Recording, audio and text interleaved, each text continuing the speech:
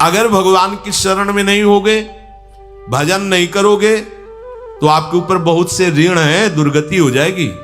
ऐसा नहीं है। आप यहां भी तो देखो ना, आपके मकान, आपका व्यापार, सब कुछ आपका कहा जाता है, लेकिन सब कुछ सरकार का है। हर चीज का टैक्स देना पड़ेगा तुम्हें। पानी का भी टैक्स देना पड़ेगा, मकान का भी टैक्स देना पड़ेगा, और तुम भी जो करोगे वो पैसा दो सरकार को। टैक्स तुम ऐसे फ्री थोड़ी जा नहीं होता, देना पड़ता है ना। आप मान लो नौकरी कर रहे हो कि हमारी नौकरी करे, तो उसमें सरकारी टैक्स कटेगा आपका, क्योंकि आप सरकारी आदमी हो, भारत देश के वासी हो। ऐसे ही ये टैक्स लगे हुए हैं सरकारी भी, मातृ ऋण, पितृ ऋण, ऋषि ऋण, ये टैक्स है। ऐसा नहीं कि तुम कमाओ खाओ और इसके बाद मर के जाओ स्वर्ग मिलेगा। टैक्स चुकाओ। ये मनुष्य शरीर मिला, इन ऋणों से मुक्त हो। अगर नहीं हुए तो भी तुम्हें दुर्गति होगी। आप देखो, जब कभी ऐसी सूचना मिलती कि अमुक आदमी का अमुक धन पकड़ा गया, तो इनाम दिया जाता है क्या कि इतना कमा लिया? सजा दी जाती है। तुमने टैक्स की चोरी की, अगर चोरी नहीं की, मेहनत से कमाया या व्यापार से कमाया, दिया नहीं सरकार को, हाँ दिया नहीं, इसीलिए तुम्हें टैक्स की चोरी का दंड मिलेगा। सारा धन अपहृत हो जाएगा, तुम्हारी निंदा होगी, तुम्हें सजा मिलेगी। बोलो मिलती है नहीं? ऐसे ही ये लड़का, बच्चा, पत्नी, पुत्र, परिवार जो भी है, ये सब श्री भगवान का तुम्हें टैक्स देना है। क्या टैक्स देना है? भगवान की शरण होकर उनका सुमिरन करो, सारे ऋणों से वो मुक्त कर देंगे। एकादश स्कंद में कहा है, मेरा भजन करने वाले का कोई ऋण नहीं रह जाता। और नहीं तो महाभारत में ही प्रसंग आता है, एक जरत्कारु नाम के ब्रह्म ऋषि थे। ऋषि और भक्त में बड़ा अंतर होता है। वो तपस्या प्रधान, जैसे दुर्वासा ऋषि तपस्या प्रधान थे, वो बाल ब्रह्मचारी और तपस्या से युक्त एक दिन भ्रमण कर रहे थे, तो आवाज आई, मेरी रक्षा करो, मेरी रक्षा करो। तो उस आवाज की तरफ बढ़े तो देखा कुएं में उल्टा लटके हुए हैं बहुत से ऋषि, और एक केवल तंतु है, एक केवल तंतु है जिसमें दो चूहे लगे हुए उसको भी काट रहे हैं, एक काला और एक श्वेत। तो उन्होंने देखा और दयालु हो गए कि ऋषियों, मैं तुम्हारी कैसे रक्षा कर सकता हूं? तो उन्होंने कहा कि ये जो दो चूहे हैं रात और दिन हैं, और जो हम लोग हैं ये तुम्हारे पितर हैं। ये चूहे तुम्हारी आयु को काट रहे हैं, एक तंतु हमारे कुल में केवल तुम ही हो, और तुमने तपस्या की ठान ली, ब्याह किया नहीं, गृहस्थ धर्म में गए नहीं, पुत्र हुआ नहीं, तो तपस्या में, भक्ति में एक दम है कि सब ऋणों से मुक्त कर देगी। ये बात ध्यान रखना, तपस्वी अलग है, भक्त अलग। इसलिए पीछे चर्चा आई थी कि तपस्वियों से भी अधिक, ज्ञानियों से भी अधिक, कर्मकांडियों से भी अधिक वो मेरा भक्त योगी होता है। तुमने तो ब्याह किया नहीं, तो अब ये तंतु रात दिन तुम्हारे जीवन को काट रहे हैं, जहां तुम खत्म हुए हम सब नरक में गिर जाएंगे। पितरों ने कहा, तुम पितर ऋण से युक्त हो, मुक्त तभी होगे जब ऐसा करो। वो दृश्य खत्म, अंतर ध्यान हो गया। वो बड़े दुखी हुए कि क्या करें।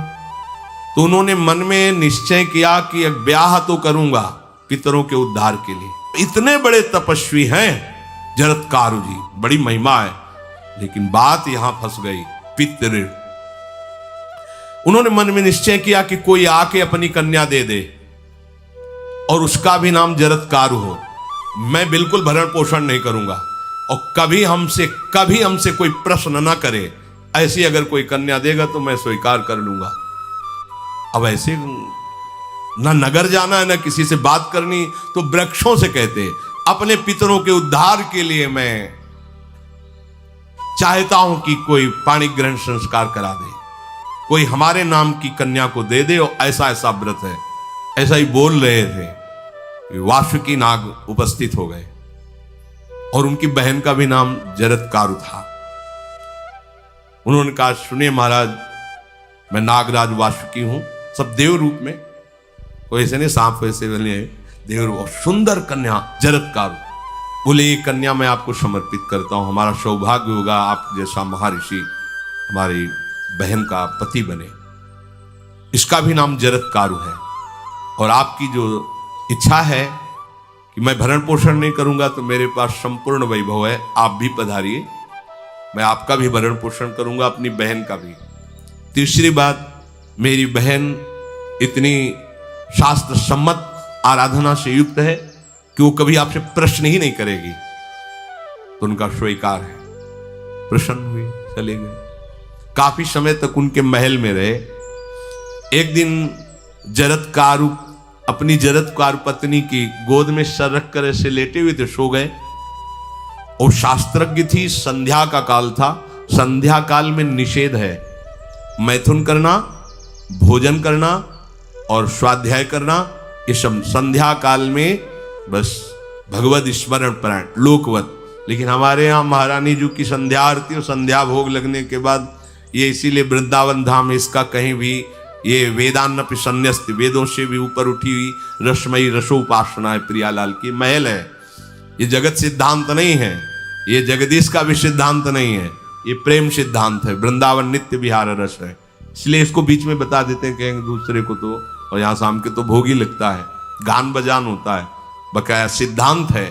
आंख मूंद करके या तो गायत्री जप या जो गुरु मंत्र चुपचाप शांत भाव से जपे, ऐसा। अब वो इस चिंता में थे कि मेरे पति का धर्म जा रहा है और मैंने आज तक कुछ बोला नहीं अपने पति से। अगर बोलती हूं तो हो सकता है ये नाराज हो जाए और छोड़कर चले जाए।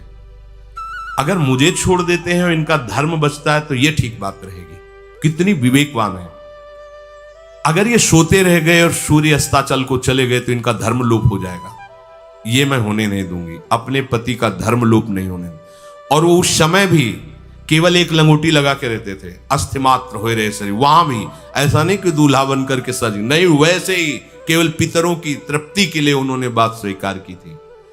उन्होंने कहा महाराज उठिए, संध्या का समय है, शास्त्र निषेध करता है इस समय सोना नहीं चाहिए, नहीं आपके धर्म का लोप हो जाएगा। महाराज उठिए, सूर्य अस्ताचल को बस पहुंचने ही वाले हैं, उठिए। उठे एकदम लाल आंख करते हुए, तुमने हमें टोका कैसे, तुमने हमसे प्रश्न कैसे कर दिया, मैं अभी तुम्हारा त्याग करता हूं। बोले स्वीकार है, आपके धर्म का लोप ना हो। कहीं सूर्य अस्ताचल को चले गए, आपने अर्घ नहीं दिया तो जीवन भर की आपकी उपासना में कलंक लग जाएगा कि आपने संध्या काल में शयन करते हुए सूर्य आराधना नहीं की, आपके धर्म का लोप हो जाए। बड़ा सूक्ष्म धर्म का विषय। तो उनका सूर्य की ताकत कैसे कि मैं सोता रहूं और वो अस्ताचल को चले जाए, ये ऐसे महात्मा थे। का सूर्य की ताकत कैसे, भगवान व्यास देव जी ने लिखा है, किसी कहानी की बात नहीं। सूर्य की सामर्थ्य कैसे है कि मैं अर्घ ना दूं और वो अस्ताचल को चले जाएं। सूर्य तब तक रुके रहते जब तक मैं सोता रहता, पर तुमने टोक दिया, अब मैं चला। जब चले तो उन्होंने कहा हमारे गृहस्थ धर्म का जो फल होता है, आपके पाणी ग्रहण स्वीकार का जो फल होता है, उसको बिना दिए आप कैसे चले जा रहे हैं। तो उनका आस्ति वो है, चले गए। उसी से आस्तिक मुनि का प्रादुर्भाव हुआ और उन्होंने आगे बड़ा चरित्र है उनका, आस्ति, तो उसी से नाम रखा आस्तिक। आस्तिक उन्होंने जन्मेजय की यज्ञ को बंद किया। आप सोचो, एक पितर की तृप्ति के लिए उनको ये सब करना पड़ा। और श्री हरिशरणम और निरंतर भजन, तो मातृण, पितृण, देवऋण, ऋषि ऋण, सब ऋणों से उपासक मुक्त होकर के परम धाम को जाता है। एकमात्र भगवदास है। पर ये मूढ़ जन इस बात को नहीं जान पाते हैं।